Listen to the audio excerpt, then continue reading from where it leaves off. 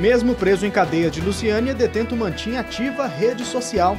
Ônibus clandestino é apreendido em Águas Lindas. Clima de Copa, escolas da região incentivam alunos a acompanharem o Mundial. Fé e tradição, romeiros saem rumo à Trindade para a festa do Divino Pai Eterno. E no prato do dia, a gente te ensina uma receita de frango ao creme. Tudo isso você confere agora no J1, que já está no ar.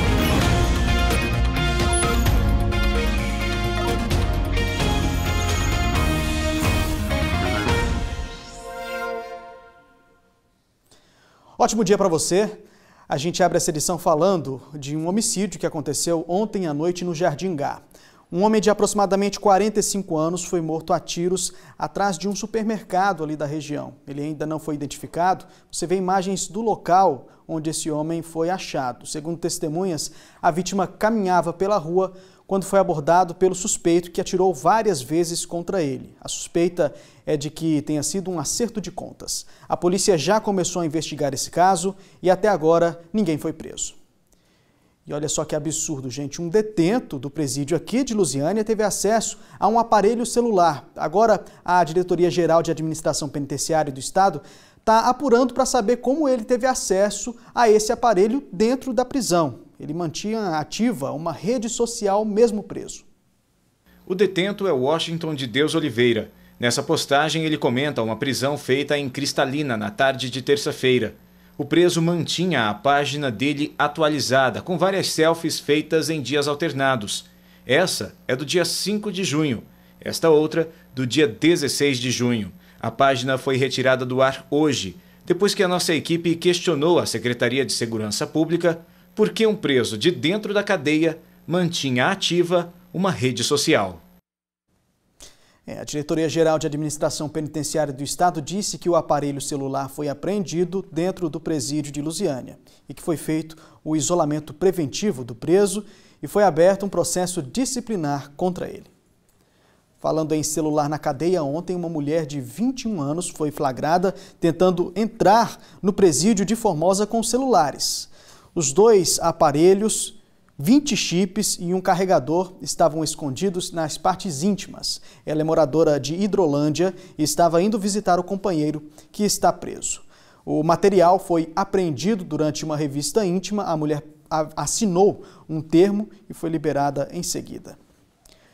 E agora pela manhã, a Polícia Rodoviária Federal apreendeu um ônibus pirata de Águas Lindas. O veículo foi localizado depois de uma denúncia anônima de uma passageira. O ônibus clandestino foi parado pela Polícia Rodoviária Federal depois da denúncia de uma passageira que entrou por engano no veículo. A PRF acionou a equipe que conseguiu parar o ônibus em Ceilândia. Nas imagens é possível ver os passageiros retirados do veículo, que imitava as cores de uma empresa legalizada. Segundo a PRF, o dinheiro do passe foi devolvido aos passageiros e o condutor do ônibus foi multado. Olha só, a gente lembra que se você entrar em um ônibus e desconfiar que ele seja pirata, não deixe de denunciar pelo 191 da PRF. E ontem teve o fim a angústia de uma família de uma menina de 9 anos que estava desaparecida. A polícia também encontrou o suspeito de ter sequestrado a criança. Depois de 2 dias, a menina reencontrou a família. Difícil foi segurar as lágrimas. A família mora em Caiapônia há cerca de 1 ano. O suspeito era conhecido deles, trabalhou na casa como pedreiro por 1 mês. Ele conhecia a rotina da família. O sequestrador e a criança foram encontrados numa mata no município de Bom Jardim, aproximadamente 150 quilômetros aqui de Caiapônia. A criança, que tem 9 anos, foi encontrada com Ezequiel Severino Mendonça, de 50. Os dois estavam numa mata de difícil acesso. No local foram encontradas roupas e panelas. Segundo a polícia, a criança ficou sem comida durante os 2 dias e, quando viu os policiais, correu na direção deles. Completamente inóspito o local. É difícil o acesso, o veículo não vai lá, a motocicleta não vai lá. Nós chegamos a um ponto de acreditar que se eles estivessem ali, eles estariam mortos. Ezequiel foi preso em flagrante. Ele disse que foi até a casa da família e chamou a menina para passear. O carro usado para levar a criança foi abandonado perto de um assentamento. Meu parente mora lá no Bom Jardim. Aí eu tenho uma terrinha lá, não ia fazer nada.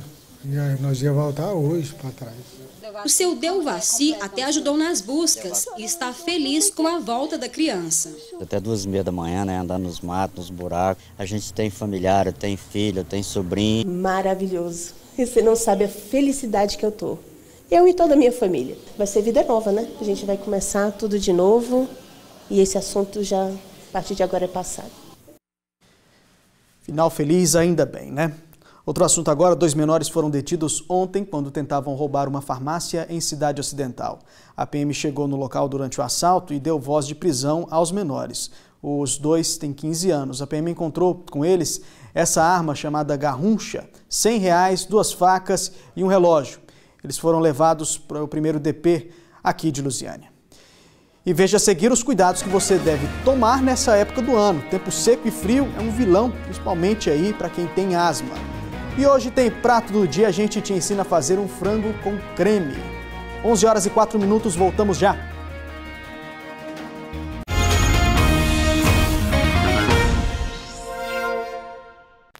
Estamos de volta com o J1. A gente fala agora que pelo aplicativo QVT nós recebemos a denúncia do Michel lá do setor Céu Azul em Valparaíso. Ele contou pra gente que a Saneago foi até a rua onde ele mora tirar um vazamento, mas deixou um buraco na porta da casa dele. Faz 3 semanas. E o Michel falou que não consegue entrar com o carro em casa por causa desse buraco. Vamos ouvir o que ele fala. Eu queria saber como é que faz. A gente paga um imposto tão caro para poder estar nessa situação aqui, que nós estamos passando. Eu queria para tentar resolver a situação aqui. Realmente a gente entende aí a indignação desse morador, né? Deixar uma situação dessa em frente à casa é complicado. A gente entrou em contato com a Saneago, mas infelizmente não tivemos uma resposta. Claro que nós vamos continuar tentando saber o porquê dessa situação aí bem em frente à casa desse morador. E olha só, hoje é o Dia Nacional de Combate à Asma e aqui na nossa região, em que os dias são mais secos e frios, o inverno que começa hoje pode ser um complicador. Mais uma crise respiratória e mais uma ida ao pediatra. O motivo? 90% de certeza que é de asma. Como os médicos já suspeitavam do diagnóstico, a Liz, de 6 anos, anda sempre com 2 bombinhas.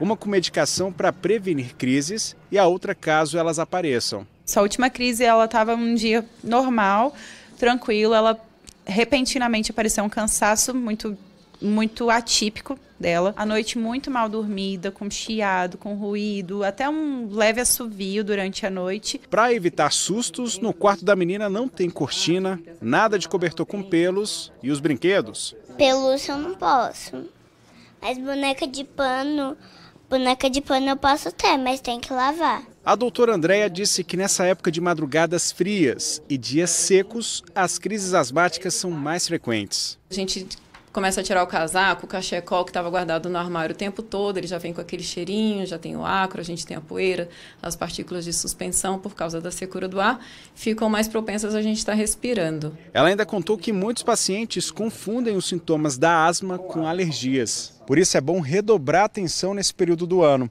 Se a criança apresenta tosse ou cansaço depois de uma brincadeira ou atividade física, também tem um resfriado prolongado por mais de 10 dias, está na hora de buscar um médico, porque pode ser um quadro de asma. Aqui no HMIB, em 2 horas, os pediatras atenderam 3 casos de crise asmática. Isso também vale para pacientes adultos. Na rede pública é o médico da família, aquele que vai até a casa do paciente quem faz o diagnóstico.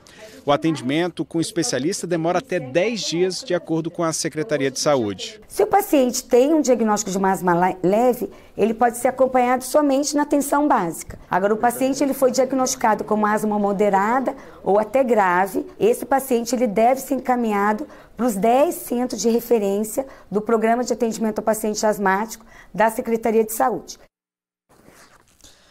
Vamos falar agora sobre comida. Hoje a gente te ensina a fazer uma receita que dá água na boca, é um frango ao creme. Luma Soares e Adeudo Martins mostram o passo a passo dessa delícia agora pra gente.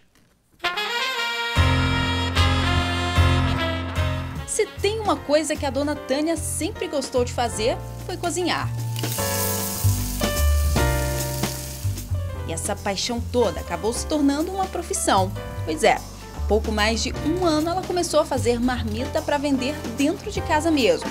O negócio foi crescendo, a clientela aumentando e hoje a cozinheira de mão cheia, podemos dizer assim, chega a fazer cerca de 100 marmitas por dia. Mas isso tudo, claro, com a ajuda dos filhos. Dona Tânia, qual é o segredo para sua comida estar fazendo tanto sucesso aqui em Cidade Ocidental? A princípio, muito carinho, muito amor, dedicação. Sabe, eu cozinho por prazer, porque eu gosto. E de tanto a Dona Tânia se aventurar na cozinha, ela acaba criando receitas novas. E essa que a gente vai aprender agora já está fazendo o maior sucesso entre a família. Frango com creme de leite. Mas não é aquele famoso estrogonofe que a gente está acostumado não, viu? Dona Tânia, a receita é frango com creme de leite, mas não tem nada a ver com estrogonofe, né? Bem diferente. Não, é bem diferente. E como é que surgiu essa ideia de fazer essa receita? Fui fazer um frango um outro dia, não tinha muito o que pôr dentro e eu tinha um creme de leite. E deu certo, uma receita agora que o pessoal gosta muito. Então vamos começar a preparar essa receita? Anote aí o que você vai precisar. Um frango, 2 caixas de creme de leite, 240 gramas de molho de tomate, 2 tomates, uma cebola grande, um pimentão pequeno, um maço de cheiro verde, 2 copos de água, corante, sal a gosto. Bom, e agora eu vou deixar quem entende do assunto mostrar pra gente o passo a passo dessa receita. Manda ver, Dona Tânia. Você põe a panela para aquecer, aí você vai acrescentando todos os ingredientes, o tomate, cebola, o cheiro verde, alho, o colorau, e acrescenta sal a gosto. Mistura tudo. A panela já bem aquecida, aí você põe todo o frango dentro sem usar óleo e deixa refogar. Enquanto o frango vai refogando, a gente vai fervendo a água.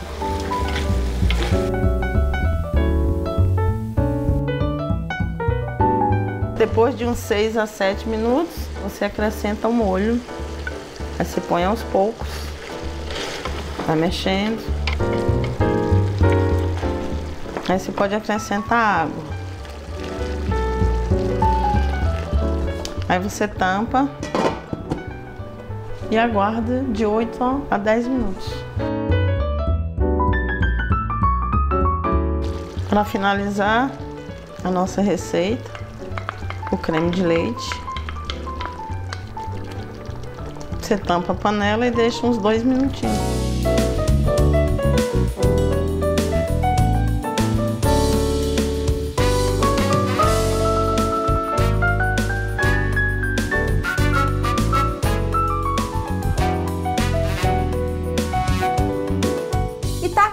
Mais uma receita muito prática de fazer com ingredientes que você costuma ter aí na sua casa. A Dona Tânia colocou um pouquinho de cheiro verde e alguns tomatinhos aqui por cima, para você ver como é que ficou bonito o prato. Bom, e hoje eu não vou provar esse frango com creme de leite sozinha não. A Dona Tânia convidou a sobrinha dela e a nora para provar junto com a gente. E eu já pergunto para a senhora, Dona Tânia, quando a senhora prepara esse prato aqui na sua casa, costuma sobrar ou o pessoal gosta e come tudo? Não, come tudo, não sobra nada. Ou seja, faz sucesso aqui. Faz sucesso, com certeza. Bom demais. Bom, as meninas já provaram esse prato, tá aprovado mesmo.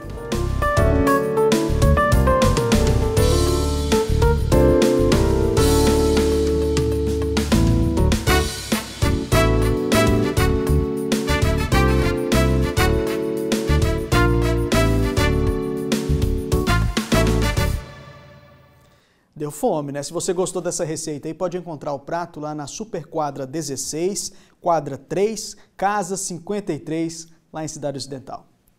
A seguir, o nosso assunto é Copa do Mundo. Você vai ver que escolas aqui da região já entraram no clima do Mundial. E amanhã a seleção brasileira entra em campo. E o que não faltam são palpites para o resultado desse jogo. Continue com a gente, daqui a pouco a gente está de volta, 11 horas e 14 minutos. Trabalha a questão dos países que estão no Oriente, países que estão no continente, no Ocidente, né? Estamos trabalhando todos os países, a história, a cultura de cada país, como é a Rússia, por exemplo. Nós trabalhamos recentemente textos, né, para a gente fazer peças teatrais, por exemplo, com relação à questão da Rússia, como que funciona a questão cultural naquele país. É assim que a gente tem desenvolvido constantemente em sala de aula. O João Vitor já sabe até para quem torcer, caso o Brasil tropece no caminho. Foi a Rússia, porque lá que é o país da Copa. Hein? E tem estudante em clima de Copa também em Cidade Ocidental. Na Escola Municipal Paulo Freire, a direção programou uma gincana para o ano todo com o tema dos Jogos. Nós temos 2 objetivos. Um é resgatar o patriotismo, que é uma coisa que tem perdido muito em nosso país. E o outro é os alunos terem acesso a várias culturas de diversos países. Então, cada turma se envolveu com um país, está estudando sobre a cultura, a comida, uma diversidade de cada país. Produziram bandeiras desse país de acordo com a criatividade de cada um. Para que os alunos se envolvam ainda mais na cultura de cada país, as turmas prepararam pequenas apresentações que simbolizam os países da Copa. A Sofia, por exemplo, está ensaiando a dança do ventre para representar o Egito.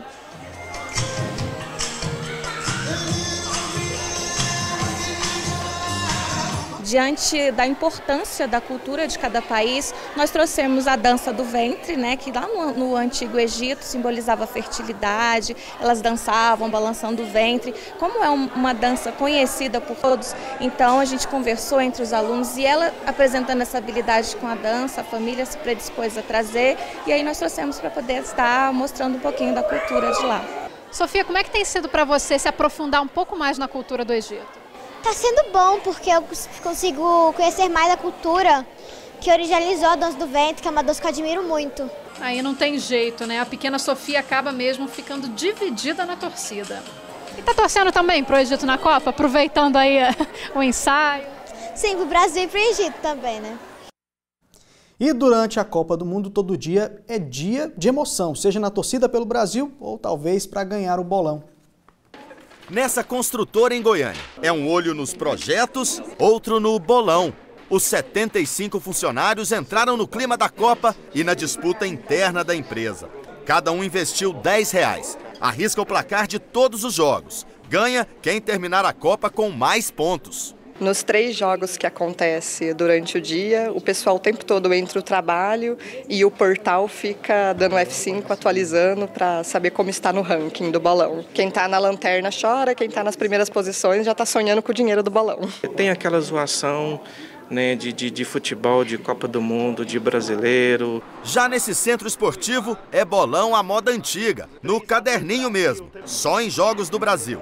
Geralmente, para ganhar um bolão sozinho, tem que arriscar, né? Apostar num placar improvável. Foi o que o Cajuru fez na estreia do Brasil contra a Suíça. E nem foi um placar tão difícil assim. Mas, enquanto estava todo mundo super empolgado com a seleção, ele mandou 1-1.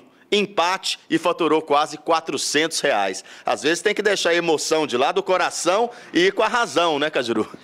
Com certeza, se tratando de bolão, você tem que jogar para ganhar, né? Eu, ao ver que estava 1-1, aí sim eu comecei a torcer para que não saísse gol. Ou seja, eu ganhava o bolão, o Brasil não perdia o jogo, né? Eu mesmo coloquei 2-0, achei que ia ganhar. O Brasil fez um logo no início, falei, não, vou levar. De repente, a Suíça empatou, a gente só escutava a voz do Cajuru, acaba esse jogo! E Brasil e Costa Rica? Eu vou de Brasil, mas para ganhar o bolão, aí esse placar, se eu falar, o pessoal vai vir marcar para ganhar, então é segredo, só na hora. E tá chegando o segundo jogo da seleção brasileira e vamos combinar que palpite todo mundo tem, né, como a gente acabou de ver na reportagem.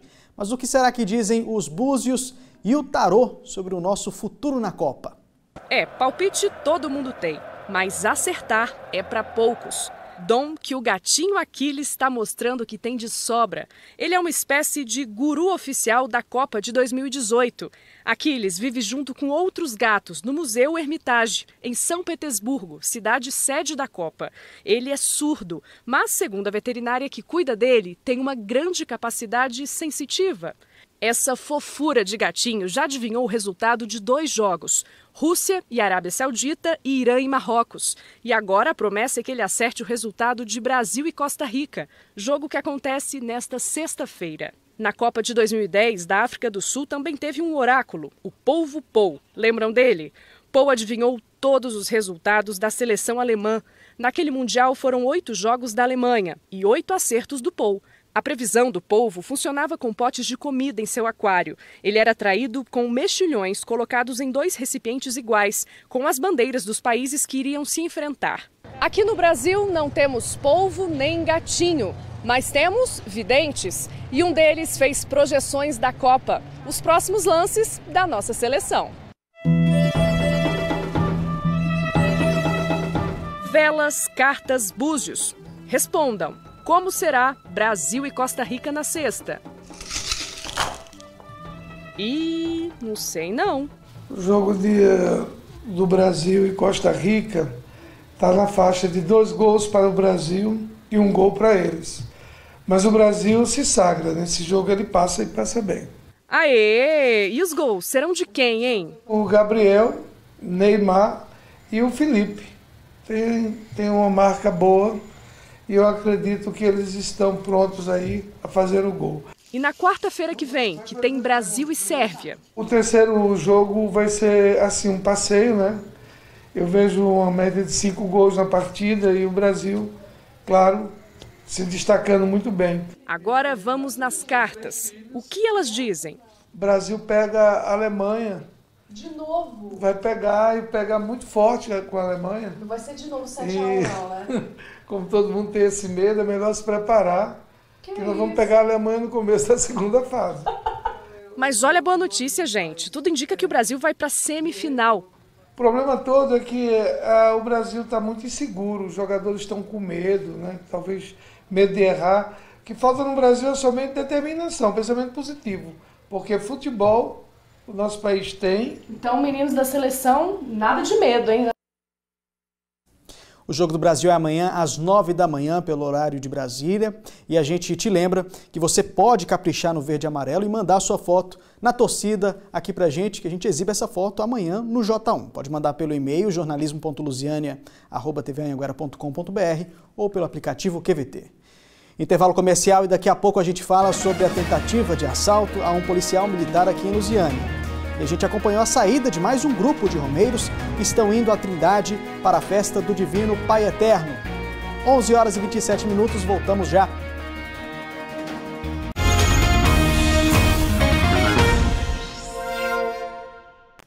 A Polícia Civil do Distrito Federal prendeu hoje integrantes de uma quadrilha. O grupo era especializado em falsificar documentos de carros roubados. Foram 5 meses de investigação até a polícia conseguir identificar e prender os 3 últimos integrantes da quadrilha. Os policiais cumpriram 9 mandados de busca e apreensão e recolheram documentos. Encontraram um carro clonado e documentos falsos e droga. Segundo a polícia, cada grupo tinha uma função na quadrilha. Existia um grupo responsável pelo roubo dos carros, muitos deles encomendados. Outros alteravam os sinais identificadores, como placa e chassi. Já o grupo preso hoje era o que clonava os carros, alterando os documentos como o registro e o licenciamento. Depois disso, o carro era revendido para receptadores, principalmente na Bahia, no Nordeste. Com os veículos clonados e os documentos falsificados, o grupo conseguia passar pela fiscalização sem ser percebido. Agora, a polícia quer saber onde esses documentos eram fabricados. Enquanto a gente ainda tiver alguma parte desses autores, né, atuando, é sinal de que ainda tem gente que está subtraindo ou alguém que está recebendo e conta com a facilidade da produção da documentação. A outra parte da organização criminosa foi presa no ano passado. Entre eles, o homem apontado pelos investigadores como chefe do bando, Igor Fonseca. Nesta imagem recuperada pelos investigadores, Igor mostra o produto para os clientes. Tá zerado, moleque. Câmbio automático. Exatamente, Arthur também no pedaço com você. Aí o painel dele aí, moleque. Em outra filmagem, Igor continua. A navezona aí, automático. Olha o tetozão aí, gordinho. Na época, os investigadores recuperaram 20 carros roubados. Para vender os veículos, o grupo atraía clientes com preços baixos e justificava dizendo que o carro estava com pendências. Há pouco nós mostramos aqui no J1 o caso do Michel, lá do setor Céu Azul, em Valparaíso. A Saneago fez um buraco na rua e não tinha resolvido o problema. A empresa entrou em contato agora há pouco com a nossa redação e disse que até sexta-feira o problema será resolvido. Ontem à noite, 2 bandidos tentaram assaltar um PM no bairro Santa Luzia, aqui em Lusiânia. Segundo a polícia, os 2 suspeitos abordaram o sargento quando ele saía de casa. Você vê imagens aí do local onde o crime aconteceu. O sargento reagiu ao assalto e atirou na perna de um deles. E o outro conseguiu fugir. Junto com o suspeito foi achada essa arma de brinquedo, e um celular roubado. Apesar do susto, o policial militar passa bem. Outro assunto agora, a vacinação contra a gripe termina na próxima semana, na sexta-feira, na verdade, nessa sexta-feira. E nossas equipes fizeram um giro em todo o estado para mostrar como foi a campanha em outras regiões. Em Anápolis, só o grupo das gestantes ainda não atingiu a meta de vacinação, que é de 90%, como definido pelo Ministério da Saúde. Nos postinhos da cidade, a movimentação está bem tranquila. Bom para quem deixou para se vacinar só agora. Devido à correria do dia a dia. Em Lusiânia, ainda tem vacina para atender as crianças de até 5 anos, que tomaram a primeira dose e agora precisam do reforço. Na cidade, 4 unidades de saúde ainda têm vacina e a imunização segue até o fim do estoque. Em Catalão, região sudeste, as autoridades de saúde estão preocupadas. O grupo das gestantes atingiu pouco mais de 45% e das crianças só 56%, muito abaixo da meta. Situação parecida em Rio Verde, no sudoeste do estado, onde os 2 grupos também não atingiram a cobertura vacinal. Na cidade foram confirmados 15 casos de H1N1 e 5 mortes. Em Jataí, também na região sudoeste, mais de 23 mil pessoas foram vacinadas. 8 casos de H1N1 foram confirmados e 4 mortes. Agora, na reta final da imunização, a procura da vacina ainda está baixa nos grupos das gestantes e também das crianças. Sem atingir a meta de vacinação das crianças, a alternativa encontrada pela Secretaria de Saúde daqui de Jataí foi levar doses da vacina até escolas e creches. Algumas crianças chegaram a ser imunizadas, só que na maioria dos casos, as equipes de enfermagem encontraram dificuldade, já que muitos pais não autorizaram a imunização dos filhos. Porque a vacinação nas escolas ela só é feita mediante autorização do pai e o envio do cartão de vacina. O que a gente tem no estoque municipal agora é para alguma unidade que não conseguiu fazer esse agendamento de crianças, que vai fazer esse agendamento, ou de gestante, se tiver alguma unidade que ainda tenha gestante para estar conferindo se foi vacinado ou não, e para fazer a segunda dose daquelas crianças que tomaram a primeira dose esse ano. Outro assunto agora, foi publicado o resultado do SISU e as pessoas têm um prazo para fazer a inscrição. Quem não fizer dentro desse prazo, perde a vaga. Thalia Santos fala comigo sobre esse assunto. Boa tarde, Thalia. Olá, Anderson, bom dia para você, bom dia a todos. O resultado foi divulgado na última segunda-feira e a partir de amanhã os candidatos que foram aprovados para um dos cursos escolhidos podem começar a se matricular. A matrícula vai de amanhã, dia 22 de junho, até o dia 28 de junho. A matrícula deve ser feita pessoalmente, direto na instituição de ensino para a qual o candidato foi aprovado. Para este segundo semestre do SISU, foram cerca de 470 mil inscrições para aproximadamente 60 mil vagas, ou seja, muita gente acabou ficando de fora. Mas esses candidatos ainda podem utilizar a nota do Enem do ano passado, colocando o nome na lista de espera para a próxima convocação a partir do dia 3 de julho. Todas as informações estão na página do SISU na internet, que é o sisu.mec.gov.br. Anderson. Vai ser difícil eu perder essa mania de dar boa tarde aqui no J1, né, Thalia? Obrigado, viu? Bom dia para você, é o costume. E na manhã de hoje, mais um grupo de romeiros saiu de Lusiânia com destino à Trindade para a festa do Divino Pai Eterno. Este ano, o grupo tem um motivo muito especial para seguir viagem. Tudo pronto para mais um caminho de fé e gratidão. O trajeto dos 14 amigos vai ser longo, mas todo esforço tem um significado importante. É um momento muito bom, de muita fé mesmo e de devoção, para a gente pedir realmente que Ele continue nos abençoando para nossas jornadas diárias, né? Nosso trabalho, nas nossas famílias, tudo mais. São 8 dias de viagem. Os romeiros vão descansar em pousos já definidos. Eles vão percorrer cerca de 280 quilômetros e passar por 4 cidades. O Wellington tem motivos de sobra para seguir em frente. Ano passado eu fui com ele, eu entreguei o vício do cigarro lá, nunca mais fumei. Nesse ano eu só quero pedir para o Pai Eterno saúde para mim, para minha família, para os meus companheiros. O percurso dos romeiros este ano é em homenagem a um amigo que há cerca de um mês morreu atropelado enquanto andava de mula. O nome dele era Marcos Vinícius e estava à frente da comitiva. E a gente está indo por causa dele, a gente vai fazer o que ele queria. E muita fé, amizade e família. Com a morte do amigo, o grupo quase desistiu de fazer o caminho novamente. Mas a fé falou mais alto. O pai dele incentivou a gente e também os outros amigos. A gente resolveu fazer, além da amizade nossa, honrar ele também, né? Que era o que ele queria. A maior festa religiosa do estado espera atrair 2,5 milhões de pessoas em Trindade. São mais de 170 anos de devoção. Fiéis de todo o país vão homenagear o Divino Pai Eterno. O nosso objetivo é chegar lá no pé do Pai Eterno e cada um levar o seu voto. É uma viagem muito cansativa, mas com a turma boa, todos os companheiros ajudando um ao outro, com fé no Pai Eterno, nós vamos chegar lá todo mundo bem.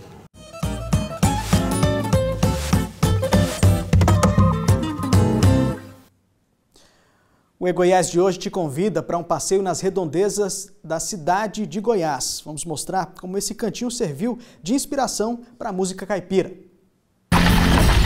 Quem é esse senhor que mantém até no meio de transporte os costumes de um homem do campo? Tinha uma porteira ali embaixo que o menino ficava lá e a boiada estourou, passou por cima do menino. Aí eles falam que eu que sou o menino da porteira, porque eu tenho um braço fino. Toda vez que eu viajar... Seu Condinho é daqui do Arraial de Ouro Fino, a cerca de 10 quilômetros da cidade de Goiás, onde quase todo o patrimônio está na memória desses poucos moradores que nasceram e ainda vivem por aqui. Reza a lenda que o grande sucesso Chico Mineiro saiu daqui do Arraiá, marcado pelas vozes de Tonico e Tinoco. Foi lá pro sertão de Goiás. Meu avô falava que o Chico Mineiro foi baleado aqui no Ouro Fino. E foi morrer lá de trás daquela serra lá. Lá tem uma cruz dele. Segundo os moradores, a cruz registrada nesse vídeo feito na região é a da sepultura do Chico Mineiro. Quanta história no Arraial de Ouro Fino, um dos primeiros fundados pelos bandeirantes que colonizaram a região para explorar pedras preciosas. O Arraial é considerado um sítio arqueológico, por isso e por questões ambientais, é proibida a exploração de minérios na área que atualmente é de propriedades particulares. Mas a visitação é permitida e nos apresenta as ruínas da igreja de Nossa Senhora do Pilar de Ouro Fino. Resta pouca coisa de pé da estrutura castigada pelo tempo. No século XVIII, as construções eram assim, bem mais resistentes, de taipa. Um material feito da mistura de vários outros, como capim, pedra, barro, óleo de mamona, estrume de gado fresco. A partir do século XX vieram as edificações erguidas em alvenaria. Por isso, aqui nessa parte da frente da igreja, no altar, a gente ainda encontra vários tijolos, o que significa que ela chegou a passar por uma reforma. E bem nesse ponto a gente tem até que tomar um pouquinho de cuidado, porque logo aqui tem um buraco, vejam só, onde na época eram sepultados os padres. Só tem uma das tumbas do cemitério que existia ao lado da igreja. O padre da época deu a ordem de enfeitar a igreja com a corrente de ouro na parte interna. Assim que foi abandonado o Arraial de Ouro Fino, as pessoas começaram a depredar a parede da igreja à procura da corrente que nunca foi encontrada. Era apenas uma lenda. Chegamos ao Arraial do Ferreiro, que hoje tem como referência a igreja de São João Batista. Até hoje, aqui deste altar são celebradas missas, acontecem casamentos, festas religiosas. A igreja começou a ser construída há 257 anos. Foi preciso mão de obra, matéria-prima e, sobretudo, atender às exigências da coroa portuguesa. A capela, dedicada a São João Batista, protagonizou um importante momento da vida de Dona Clarice. É o casório da minha filha, né? Há 2 anos atrás. Foi dia 22 de maio. É uma boa lembrança, né? Como se diz, é um lugar da gente estar mais pertinho de Deus, né? A gente se sente bem aconchegante. Fica a dica para a mulherada que quer oficializar a união. Eu tô pretendendo fazer o meu ano que vem, né? De 25 anos de casado, quem sabe? Não separa não, se Deus quiser não, né?